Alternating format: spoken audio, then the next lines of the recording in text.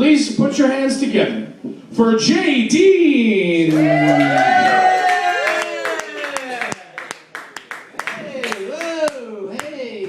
For Steven. Guys, and also give it up for that neighborhood that Patrick just made up called AIDS. Where they don't have their rent.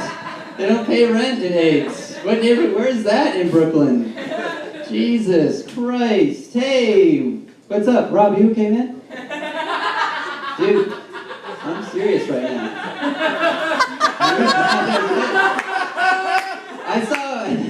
I knew, Rob, when I saw you sit down, I saw you did the thing where you finished off your beer, but you didn't delicately finish it off. You cocked your head back to get not even just beer, you got the lining of the glass out of there.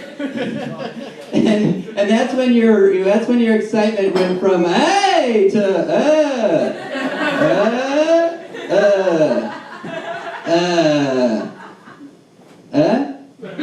high five.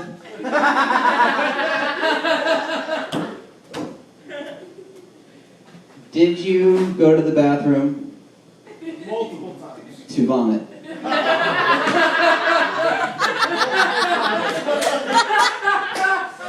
Multiple times.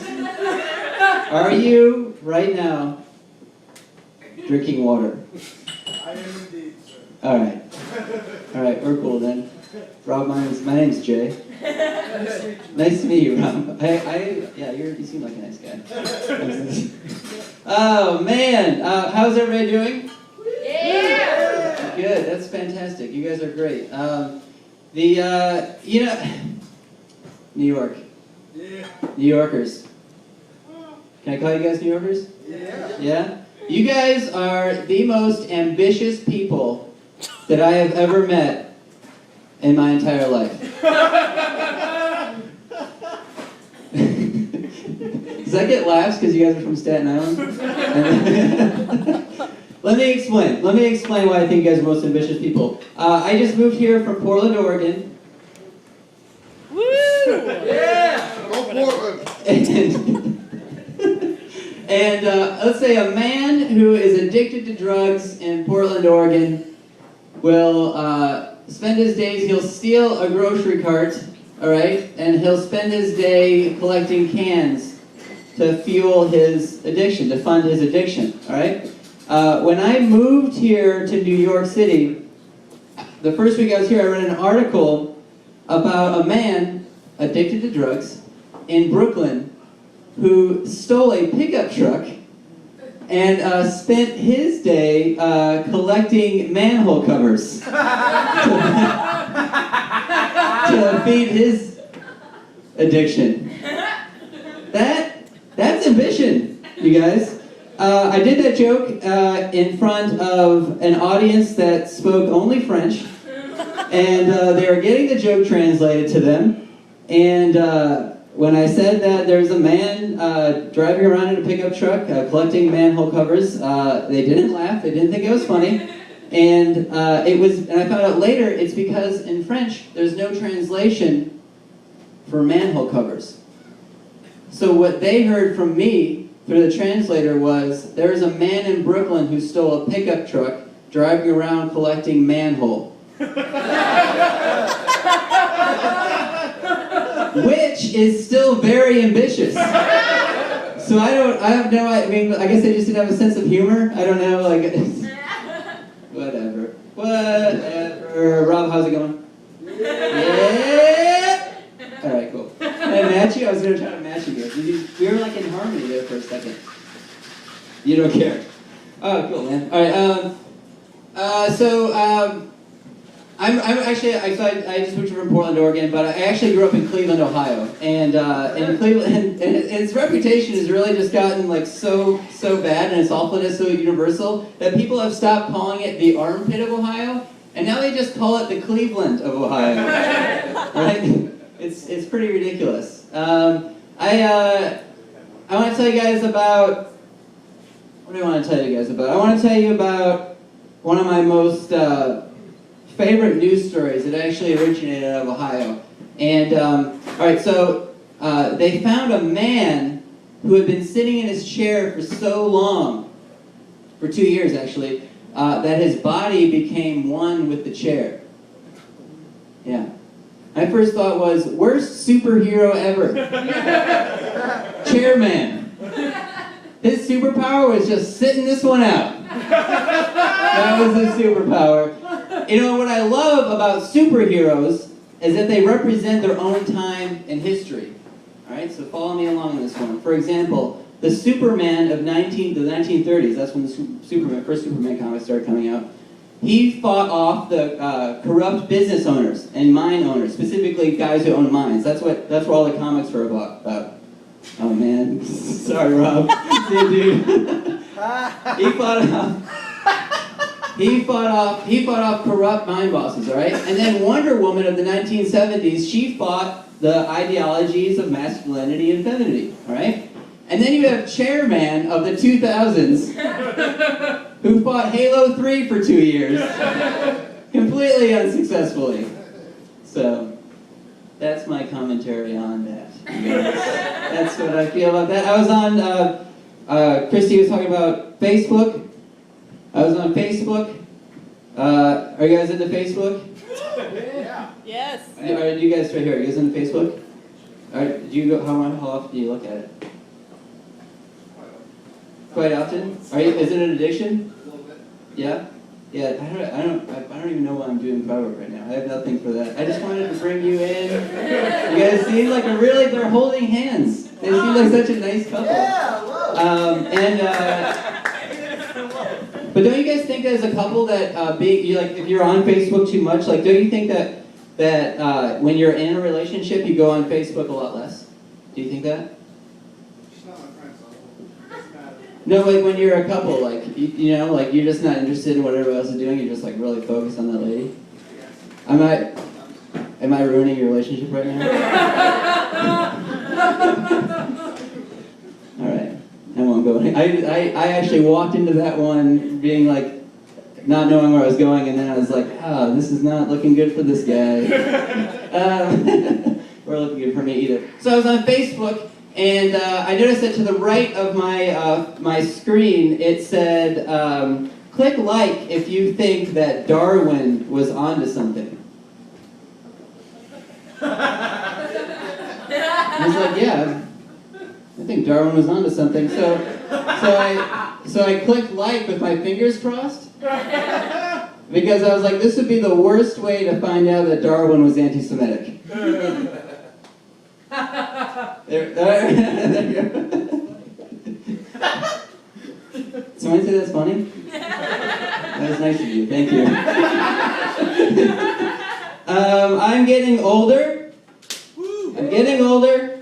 And I realized that because last night I was watching Ghostbusters, and I was watching that scene with the Marshmallow Man, and when that guy showed up, the very first thing I thought was, who's going to clean that up? And then I imagine like 10 years from now, I'll just think, who's going to pay for that?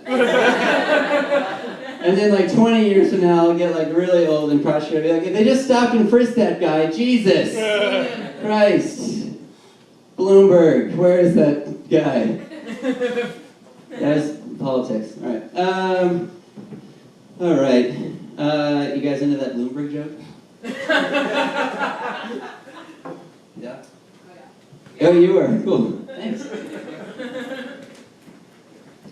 Well, no, I almost said I like Bloomberg. That would have been an accident. All right, so here's all right. So as I mentioned earlier, I grew up in Cleveland, all right, and my uncle, he used to gather us kids around, and he used to tell us the story of 10-cent beer night, all right, and in the early 1970s, the Cleveland Indians, the baseball team, not the group of people, the baseball team, they were terrible. They were really bad. And so the owners had to come up with a really creative way to get people to come to the games. So they came up with the most uncreative way ever, and they said, hey, let's offer 10-cent beer. And I like to think that the guy from Field of Dreams, the voice from Field of Dreams was there. And instead of being like, if you build it, they will come, was just like, fuck it. If you offer 10-cent beer, they'll probably show up. And they did. They did show up. 80,000 people showed up to the stadium that day for 10-cent beer night. I looked at the population of Cleveland in 1974. That was a fifth of the population. Was at the baseball game for 10-cent beer night. 10-cent beer night. 10-cent beer night. Anybody in here into math? Yeah. Like story problems? All right. Yeah. You love math. Cool. Do you guys also like 10-cent beer? Crowd pleaser sometimes. Usually math gets more of an applause, but I think it's cool. All right, follow me along in this one. All right, if you have, all right, so let's start here. If beer costs 10 cents, all right, and you have $10, that means you could buy 100 beers. You could roll in there and buy 100 beers, right? And if you have $1, you can buy how many beers? 10 beers, all right? So if you have 80,000 people in a stadium who do not give a shit about baseball,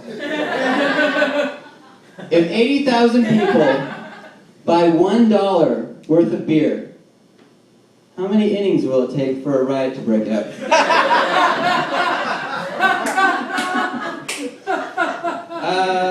Come on, guesses. Let's bring it up. Bring some guesses. Throw them at me. Wow.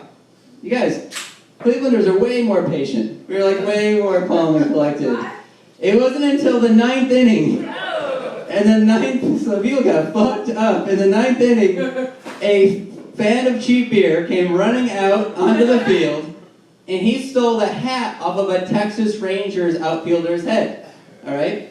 So that was happening too. It was the Indians versus the Rangers. So, I don't know, that was for me. All right? So he stole the hat off a Texas Rangers outfielder's head. And the Texas Rangers, they saw this happen, so they cleared the bench right after this guy, armed with baseball bats. Now the fans, they saw this happen, and they cleared their seats, with, according to reports, armed with knives and nunchucks. Because nunchucks are what you bring to a 1974 baseball game. You got your mitt and you got your nunchucks. You know, there's one guy in there who like ran out of the house with his wife and is like, sorry honey, I forgot the nunchucks. Gotta go back there and get the nunchucks. Gotta get those nunchucks. Another one for me, thanks guys. And all right, so the two sides, they collided, they clashed in the middle, a lot like that movie Braveheart, but instead of yelling freedom, they're just yelling for no reason.